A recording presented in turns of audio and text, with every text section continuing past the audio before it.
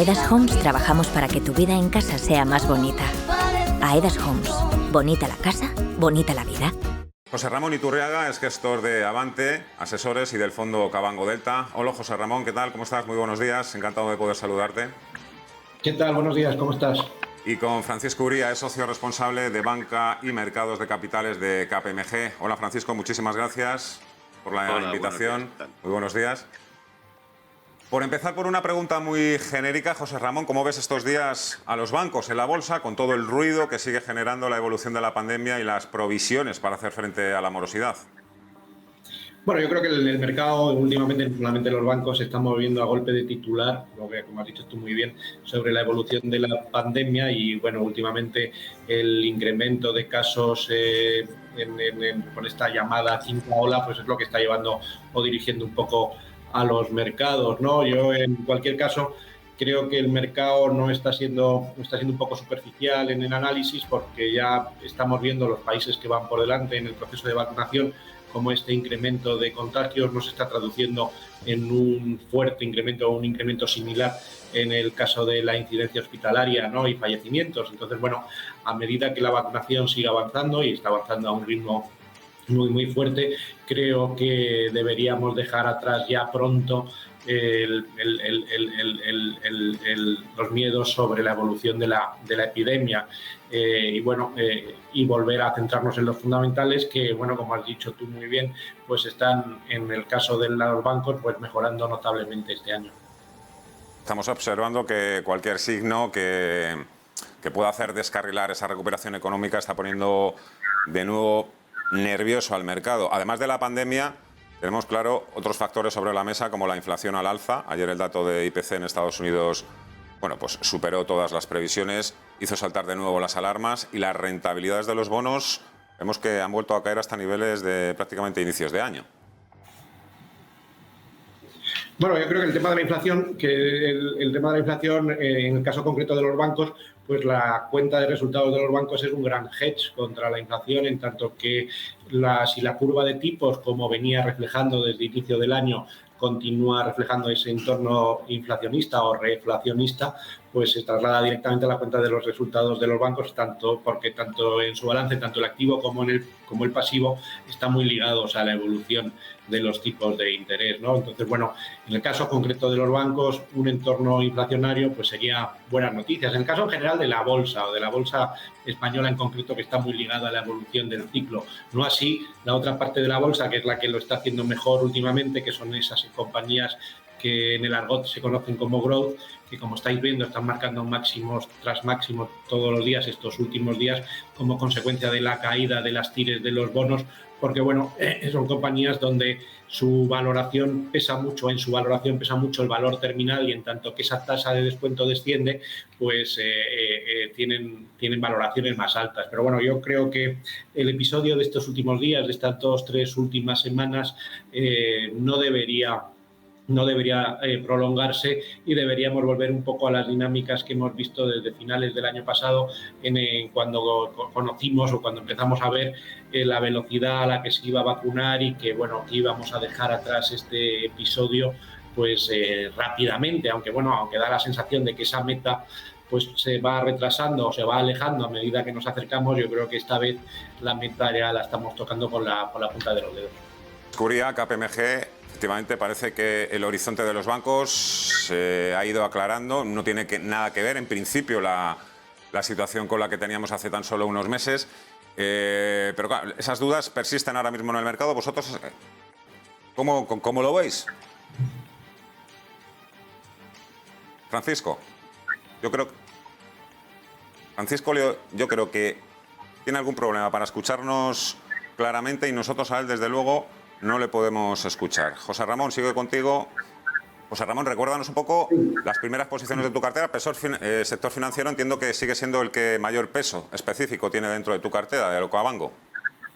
Sí, el sector financiero es el sector que más peso sigue teniendo, pues porque, como te decía, pues yo creo que se alinean un poco todos los factores, ¿no? Es el sector que más se va a beneficiar o que más se está beneficiando de esta recuperación económica. La recuperación económica le entra por todas las líneas, tanto por la línea de ingresos, lógicamente, como por la línea de comisiones, como por la parte de abajo de la cuenta de resultados, en tanto que hay menos mora. Luego, como hemos comentado antes, o como he comentado antes, es un claro hedge contra la inflación, y este entorno reflacionario pues se trasladará al repricing de sus activos, no solamente de sus activos, sino también de sus depósitos, y es algo que favorecerá a futuro.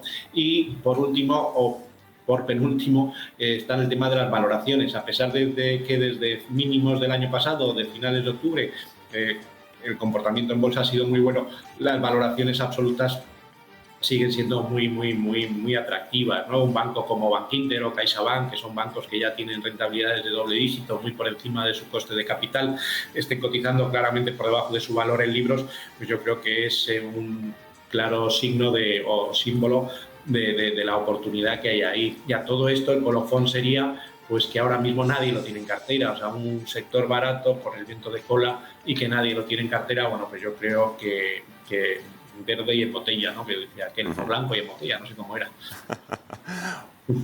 Blanco en botella. Oye,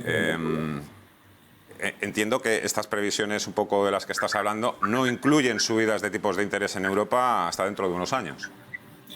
No, yo creo que los tipos de interés lógicamente no van a estar bajos durante tiempo, pero en Europa, y yo creo que en Estados Unidos vamos a ver subidas un poco antes de lo que el mercado está anticipando, pero en cualquier caso la curva de tipos tiene que ir anticipando esa eventual normalización de los tipos que, bueno, pues va a ir llegando primero en Estados Unidos. Ya creo que en Estados Unidos, pues no sé si ahora o desde luego Jackson Hole ya prepararán al mercado con la progresiva retirada de estímulos, o sea, va a ser algo que lo van a ir telegrafiando para que no sorprendan los mercados, pero viendo cómo están evolucionando allí los precios, desde luego lo que tienen que ir es ir retirando progresivamente los estímulos, y eso en cierta medida pues también se deberá reflejar en la curva europea, porque bueno, piensa que estamos todavía en territorios un poco que tiene poco sentido, ¿no? O sea, que tú hoy compres 100 euros del bono alemán y que dentro de 10 años te devuelvan, en vez de 100 euros, te devuelvan 97 o 96, es algo que no tiene demasiado sentido. Yo creo que se ha tenido que hacer por lo que se ha tenido que hacer, ha estado muy bien hecho, y a las consecuencias me remito, a los hechos me remito, viendo cómo ha funcionado bien la recuperación económica, pero en algún momento eso se tiene que ir normalizando. Entonces, bueno, pero en cualquier caso no es necesario, no incide en mi valoración. Los bancos están muy baratos, con independencia de que los tipos tarden más en normalizarse de lo que ahora mismo se espera, que es bastante. O sea, no estamos esperando, no se está valorando la posibilidad de una subida de tipos en Europa hasta prácticamente 2023. Vamos a ver si se ha solucionado ya ese pequeño problema con Francisco Uría, KPMG. Hola, Francisco. ¿Ahora hola, sí? Hola de nuevo. Bueno, ahora perfectamente. Nos hemos quedado un poco sin conocer un poco tus impresiones o tus valoraciones iniciales respecto a lo que está sucediendo estos días un poco en el sector financiero. Recordemos que han registrado un excelente, un brillante comportamiento en el primer semestre, pero ahora vuelven un poco todas las adversidades y todas las dudas un poco que no hemos terminado, ¿no?, de dejar atrás. Bueno, yo creo que hay que diferenciar dos cuestiones, ¿no? La primera es la solvencia y la fortaleza de las entidades, y ahí tenemos muy buenas noticias, ¿no? La verdad es que los bancos entraron en una posición de gran fortaleza en la pandemia, gracias al esfuerzo que se había hecho en la regulación y la supervisión y desde las propias entidades en los años anteriores. Y la realidad es que un año después han resistido muy bien efectos que han sido muy importantes sobre la economía, ¿no? Si se considera que prácticamente hemos perdido 11 puntos de PIB en España, mientras que la morosidad prácticamente no se ha incrementado en los balances bancarios, realmente yo creo que podemos calificar la situación de extraordinariamente positiva, ¿no? Otra cuestión distinta, y es la que sobre todo miran los mercados de capitales, como se ha dicho, es la que tiene que ver con la rentabilidad a medio y largo plazo, ¿no? Entonces yo aquí, efectivamente, los bancos flotan sobre la realidad de la economía española en este caso, y es cierto que cada noticia sobre nuestro ritmo de recuperación y las circunstancias que afectan a esa recuperación, evidentemente tienen un efecto directo sobre la percepción de la situación de los bancos. Pero yo también en este ámbito tendería a ser optimista tanto sobre la fortaleza de la recuperación de la economía española como de la evolución de los propios bancos. Yo creo que las cuentas de resultados van a ir mejorando. Es verdad que cada banco es diverso por las geografías que se cubren, su modelo de negocio, etcétera, etcétera. Pero yo creo que fundamentalmente ellos han dotado un altísimo nivel de provisiones para afrontar las pérdidas que pudieran derivarse de la pandemia. En ese sentido están fuertemente provisionados. Yo creo que los modelos contables que se aplican, que son los de la normativa IFRS 9, están mostrando ya que probablemente no harán falta unos niveles tan altos de provisión en la evolución razonable de lo que debe ser la situación de las carteras de crédito y la que se ha tenido hasta el momento. Y aunque ellos van a tender a ser prudentes y el supervisor así se lo va a pedir, probablemente también ese nivel de provisiones irá acompañando una mejora progresiva de la cuenta de resultados. De la variante Delta, pues acabe fastidiándolo todo. Las previsiones de crecimiento en el caso de la economía española, Francisco, son superiores a las de otros países de nuestro entorno, Francia, Italia, Alemania, pero en términos de solvencia, en términos de rentabilidad, en términos de capitalización, ¿son más sólidos también los bancos españoles o todavía hay trabajo por hacer? Bueno, los bancos españoles tienen una característica tradicional que viene de su regulación y de su supervisión a lo largo de la historia, ¿no? Los bancos españoles tienden a estar muy provisionados y tienden a tener un nivel de provisiones muy alto ligado a las carteras de crédito, lo cual es muy coherente con su modelo de negocio. Luego, sin embargo, en niveles de capital, pues suelen aparecer en las comparaciones que se hacen desde la Autoridad Bancaria Europea como unos bancos que aparentemente tienen menos posición de capital que tienen otros en Europa, ¿no? Es verdad que luego hay debates sobre la densidad, etcétera, etcétera, que explican también esa circunstancia. O sea que yo, si tuviera que decirlo en un titular, diría que los bancos españoles tienen una gran fortaleza, que la han exhibido en una crisis que ha sido realmente muy dura, y en ese sentido que comparan de manera muy positiva en su situación respecto de los bancos en toda Europa. En España, José Ramón, supongo que habrá bancos que estén en mejor situación financiera que otros. Aunque luego cuando suben todos en bloque, o cuando bajan pasa lo mismo. Eso, desgraciadamente, el mercado muchas veces no hace distinciones. Si tú tuvieras un poco, ya nos has hablado antes de CaixaBank y Bankinter, pero un poco ya por completar un poco la foto, ¿a cuáles crees tú que pueden ofrecer más valor a medio y largo plazo para los inversores? Bueno, yo estoy totalmente de acuerdo con lo que acabas de decir, de que el mercado no discrimina, pero no discrimina empezando por estos movimientos que estamos viendo que vienen completamente marcados por esa visión top-down. O sea, son los titulares más macro que ahora mismo vienen por el ritmo de la evolución de la epidemia, y a partir de ahí pues no se discrimina tampoco para abajo, ¿no? Bien, habíamos comentado lo de Caixa y Bankinter, que son dos ejemplos de bancos que no hay duda sobre su solvencia de ningún tipo, son los bancos más rentables de España, en el mercado español me refiero, pues, lógicamente Santander y BBV, al tener exposición a mercados emergentes donde las rentabilidades son otras, son bancos más rentables en su conjunto, pero luego para abajo pues tienes bancos como Unicaja o Liberbank, que además están inmersos en un proceso de fusión que se va a producir en los próximos días, que bueno, están cotizando a unos niveles también muy bajos, muy por debajo de cómo está cotizando, por ejemplo, un Caixa o un Bankinter, están cotizando por debajo de 0,4 veces valor en libros, y que para nada están poniendo en valor pues las sinergias que desde luego va a haber de ese proceso de consolidación. O sea, yo creo que en el caso de la banca española no solamente es esa mejor situación económica, que desde luego va a estar aquí este año y el que viene, independientemente de que la recuperación se pueda retrasar unas semanas más o menos, la recuperación va a llegar, lo estamos viendo. Además de la recuperación económica, tenemos que ver el tema de los bancos, cómo de apalancados están esa recuperación del ciclo, y luego el tema de las corporaciones. Y bueno, pues si antes poníamos el ejemplo de Caixa y Bankinter como bancos de indudable solvencia y de indudable calidad, cotizando a múltiplos bajos pero no extremos, lo que tenemos también otros ejemplos como el caso de Unicaja o Liberbank, por ver otros que están cotizando a múltiplos sí extremos, donde cuando no tienen desde luego ningún problema de solvencia, y cuando además las sinergias en costes del proceso de fusión van a verse en los próximos trimestres. Precisamente José Ramón, CaixaBank es uno de los bancos también que ha anunciado recientemente ajustes en su plantilla, no solo CaixaBank, también otras entidades, insisto. Todo esto repercutirá también en la cuenta de resultados, entiendo. A medio y largo plazo eso va a generar un ahorro de costes, pero ahora mismo el efecto más inmediato es que se va a notar, va a impactar en la cuenta de resultados.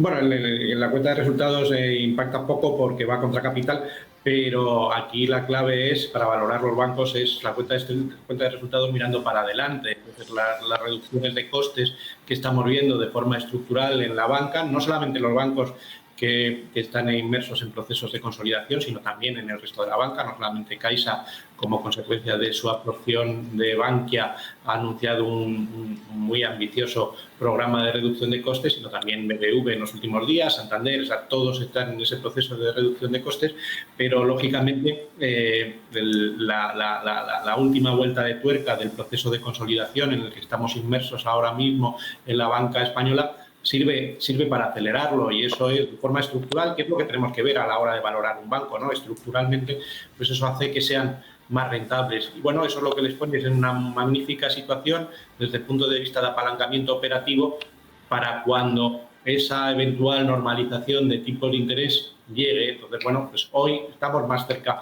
de esa normalización de tipos de interés, que desde luego va a llegar, pero en cualquier caso, por el camino, y ya lo vamos a ver en los resultados de este segundo trimestre, vamos a ver cómo pues este mejor entorno económico se ha traducido en más comisiones, en márgenes sostenidos, en menos mora, como apuntaba muy bien mi compañero. O sea, que yo creo que todo esto lo vamos a ir viendo ya, va a ser bastante evidente en los resultados que vamos a conocer en pocas semanas.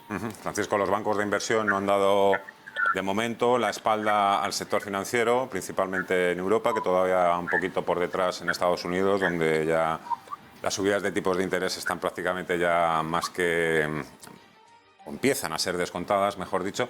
Pero parece un poco que el único gancho, el único atractivo en lo que se fija la banca de inversión es el dividendo, ¿no? La vuelta al dividendo de la banca europea. Bueno, el dividendo ha sido uno de los problemas que ha estado pesando mucho, sobre todo aquí en Europa, por la normativa, la norma que les impidió repartir dividendo o les ha impedido repartir dividendo los últimos meses, pero bueno, yo creo que está claro que esto se va a normalizar y probablemente sepamos algo en la próxima reunión del Banco Central Europeo, que es en 2 semanas. Probablemente ya los bancos les permitan pagar dividendo después de verano, a finales de este año, y eso es una buena noticia en tanto que eso va a permitir que vuelvan al radar del inversor internacional, al radar del inversor institucional.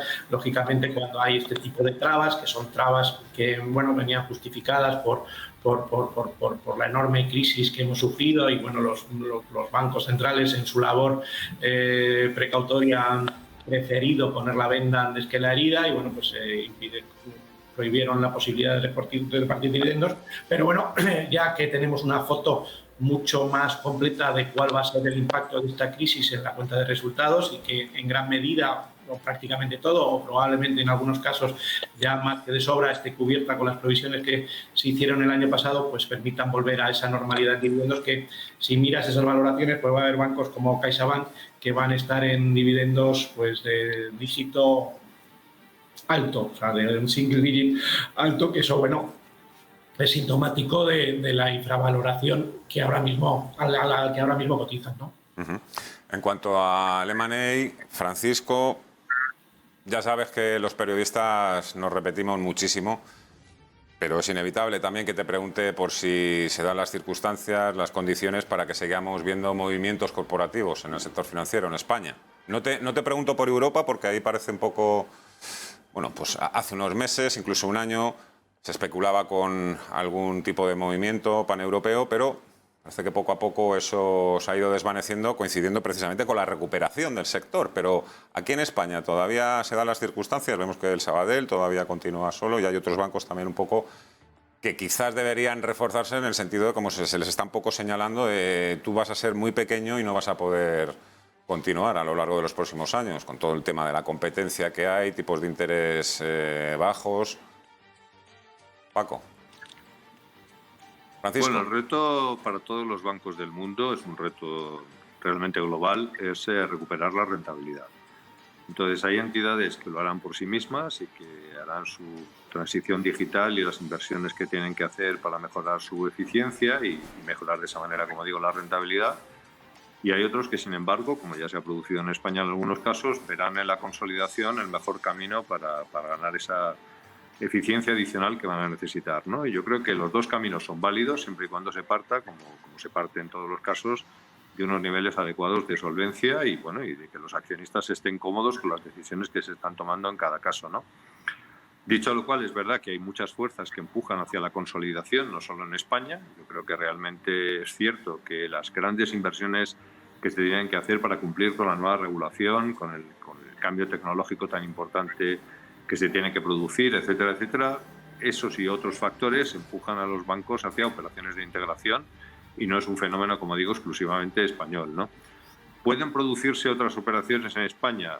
Pueden sin duda producirse. Yo creo que en España no hay ni va a haber un problema de competencia ni de exclusión social. O sea, yo creo que hay margen para integraciones adicionales si esa es la decisión de las entidades y de sus accionistas.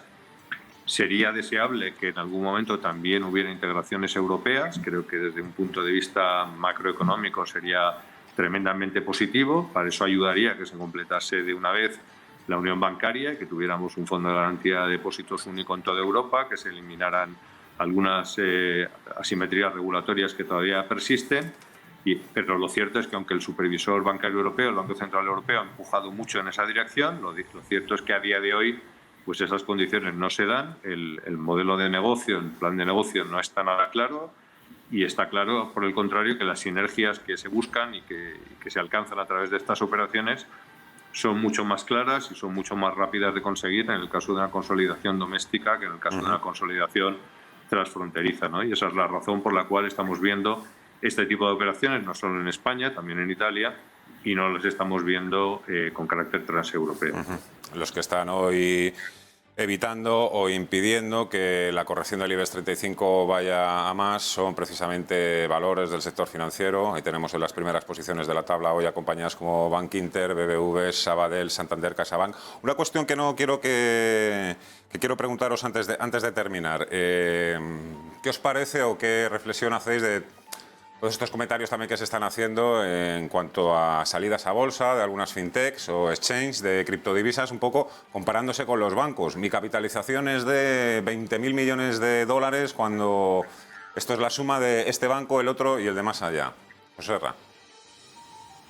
Bueno, yo creo que el tema de las fintechs pues es un hecho que ha venido para quedarse, lógicamente. Pero bueno, yo creo que si tú lo miras y lo comparas, por ejemplo, con la cotización de la banca retail en Estados Unidos, donde, bueno, pues están más cerca de Silicon Valley, ¿no?, por así decirlo, pues están cotizando pues al doble, incluso al triple del múltiplo al que están cotizando los bancos en Europa, no solamente en España, porque en España los bancos están cotizando al mismo múltiplo que está cotizando la banca retail en el resto de Europa. Entonces, bueno, yo creo que dentro de la cadena de valor o de la propuesta de valor de los bancos, las fintechs pues cubrirán algunos de los eslabones y además es probable que las que tengan éxito acaben integradas dentro de los grandes bancos retail. Pero como tal, y yo creo que lo explicaba muy bien el presidente de CaixaBank el otro día en una entrevista en un periódico económico, bueno, pues no tienen mucho aliciente en entrar en un negocio las grandes tech, ¿no? Me refiero a los Google, los Amazon de turno, que siempre parece que están ahí amenazando con entrar en el negocio bancario, básicamente por las rentabilidades tan magras que tiene o que ofrece el sector. Yo creo que prefieren entrar en otros negocios donde las rentabilidades son más altas y además el riesgo regulatorio o las barreras de entrada desde el punto de vista regulatorio son otras, ¿no? Porque hasta ahora las fintech quizás han estado un poco al margen del entorno regulatorio, pero bueno, yo creo que van a caer pronto bajo el paraguas o bajo la supervisión de los banqueros centrales. Entonces, bueno, yo no creo que sea un riesgo, sino bueno, un aliciente para que las compañías, como ha dicho muy bien Francisco antes, pues sigan invirtiendo en esa digitalización que desde luego es inevitable. Creo que fue precisamente también en ese diario financiero donde el gobernador del Banco de España, Hernández de Cos, también incidía, Francisco, en la necesidad de seguir reduciendo costes y apostar por la digitalización, precisamente. Un camino inexorable no solo para los bancos, sino para toda la economía española y europea, ¿no? Y yo creo que por eso estamos en los fondos europeos. Una de sus claves es la digitalización. Creo que también los bancos van a tener un rol que jugar en la cofinanciación desde el lado privado de los grandes proyectos unidos a esos fondos europeos, y yo creo que eso va a formar parte de la agenda de la recuperación, ¿no? Pero volviendo a la última pregunta, yo creo que se mencionaba en la pregunta y también en la respuesta inicial realidades que en el fondo son muy distintas, ¿no? Una cosa son los bancos como entidades reguladas que captan depósitos, otra distinta son los neobancos, que a veces son bancos, pero a veces son entidades de pagos, o otras entidades que también están reguladas, pero pueden estarlo de distinta manera. El mundo fintech, regulado o no, también es un mundo diverso. Las big tech son evidentemente animales distintos por su tamaño y por su capitalización bursátil, etcétera.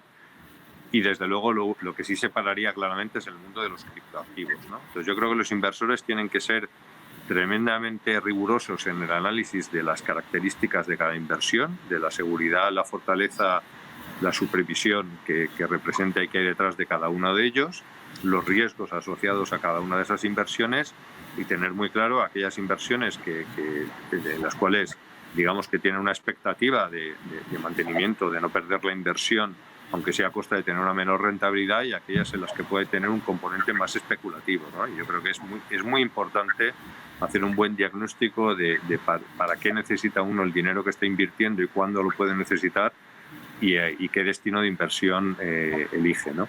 Yo creo que si se hace adecuadamente, pues una cierta diversificación puede tener sentido, pero insisto, partiendo de las características totalmente diferenciadas en cuanto a resistencia y en ese sentido seguridad y estabilidad y potencial de rentabilidad de unos y de otros, ¿no? Francisco Uría, socio responsable de Banca y Mercado de Capitales de KPMG. Me ha alegrado mucho volver a hablar con usted después de tantos meses. Le deseo lo mejor, muchísima suerte con el nuevo cargo y hasta la próxima. Muy buenos días. Muchísimas gracias. Y José Ramón Iturriaga, de Avante Asesores, gestor del fondo Cabango Delta. Te deseo muchísimos éxitos también en este año 2021. Ya veo que vas a seguir siendo fiel completamente a tu estilo, que ni se te ha pasado por la cabeza, entiendo, a lo largo de todos estos años tirar la toalla. Así que muchísimo ánimo, muchísima suerte y muchísimos éxitos. José Ramón Iturriaga, muchísimas gracias. Buenos días. Muchas gracias.